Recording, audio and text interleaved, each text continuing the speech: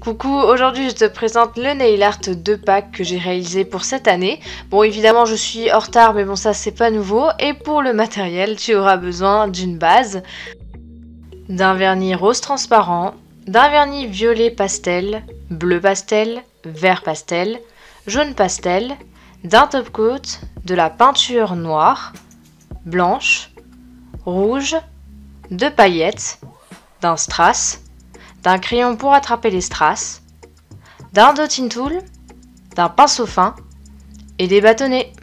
Pour commencer mon nail art, je viens prendre ma base et je vais appliquer une couche sur tous mes ongles pour bien les protéger du pigment du vernis que je vais mettre par la suite. Une fois que la base est bien sèche, je vais appliquer 2 couches de mon vernis rose transparent sur tous mes ongles. Après, je t'ai juste montré la première couche, mais bon, tu fais pareil pour la deuxième. Et ensuite, comme j'ai beaucoup débordé, je viens prendre un bâtonnet enroulé de coton et imbibé de dissolvant et j'enlève tout ça.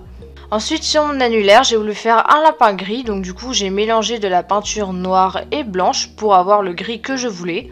Après, tu peux le faire en blanc ou en brun. Donc là, comme tu peux le voir, j'ai commencé par faire les pattes, donc ils seront sur le côté. Après, j'ai fait un grand rond pour faire du coup son corps. Après, je fais sa tête en faisant un tout petit rond et je laisse la place pour les oreilles. Pour les oreilles, je vais faire une forme d'amande très allongée, donc j'essaye de faire quelque chose d'assez symétrique, mais bon, de toute façon, c'est pas parfait à chaque fois. Et une fois que ma forme est bien définie et que je suis satisfaite, je viens remplir tout ça avec mon gris. Ensuite, j'ai pris de la peinture noire et je viens faire tout le contour de mon lapin, mais malheureusement ici on ne le voit pas parce que mon gris il ressort très foncé alors qu'en vrai il l'était pas du tout. Et après j'ai pris un gris un peu moins foncé, donc très clair, pour faire les zones de lumière. Donc les zones de lumière je le fais sur la tête, le corps, les oreilles et les pattes. Ensuite, sur mon majeur, toujours avec mon pinceau fin, je viens prendre de la peinture blanche et je vais réaliser la forme de 2 œufs. Pour la forme, je vais faire quelque chose d'assez ovale et arrondi. J'essaye d'en faire un grand et un plus petit derrière. Je fais en sorte que mon blanc soit assez opaque, donc il n'y ait pas trop de traces parce que ce sera la base de mes œufs. J'ai ensuite pris de la peinture rouge et blanche que j'ai mélangée pour avoir un rose assez pastel. Et comme tu peux le voir, je vais commencer à faire des motifs sur mes œufs.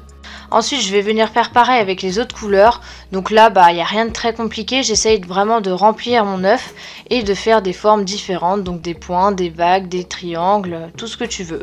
Pour toutes les couleurs à part le rose, j'ai utilisé du vernis parce que je voulais quelque chose d'assez pastel et j'ai pas voulu m'embêter à faire des mélanges de peinture. Mais je te conseille quand même de travailler avec de la peinture pour faire ce genre de motif. Et ensuite, du coup, avec ma peinture noire, je vais faire tout le contour de mes œufs comme j'ai fait avec le lapin tout à l'heure. Comme c'est de la peinture et que j'ai beaucoup dépassé, je viens prendre un bâtonnet avec de l'eau et je gratte légèrement à condition que la base en dessous soit bien sèche. Sur mon index et mon auriculaire, j'ai réalisé plusieurs fleurs. Donc du coup, je viens prendre de la peinture blanche pour que les couleurs que je vais mettre par la suite soient bien opaques. Et là, donc du coup, je viens faire des pétales, donc en forme arrondie à l'extérieur et pointue à l'intérieur. Pour la forme des pétales, je me suis pas embêtée, j'ai fait quelque chose de très classique. Et pour chaque fleur, je viens faire à peu près 5 pétales. Une fois que ma peinture blanche est bien sèche, je viens mettre exactement les mêmes couleurs que j'ai mises sur mes œufs. Sur chacune des fleurs, je viens changer de couleur à chaque fois, donc comme ça rappelle le côté pastel.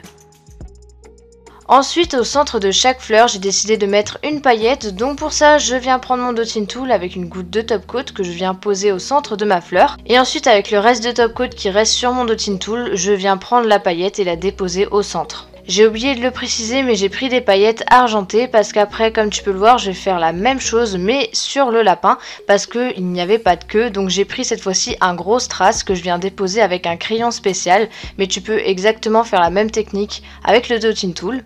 Je termine enfin ce nail art par l'application du top coat qui est primordial vu que j'ai utilisé de la peinture, donc je prends une grosse goutte que je tape du bout du pinceau pour éviter de tout faire baver. Mais c'est surtout pour que le nail art tienne bien. Après je sais qu'il y a des gens qui n'aiment pas appliquer le top coat sur le strass, mais moi je le fais parce que sinon il tient pas du tout. Et voilà, j'espère que ce nail art t'a plu. Je te montre juste une dernière photo de ce que j'ai réalisé sur mon pouce parce que c'est quand même quelque chose d'assez travaillé. J'ai réalisé ce nail art pour Pâques mais aussi pour mon lapin parce que je l'ai reçu il y a pas longtemps pour mon anniversaire. Donc voilà, désolé pour le retard et je te retrouve la semaine prochaine pour un nouveau nail art. En attendant, je te fais de très gros bisous. Salut!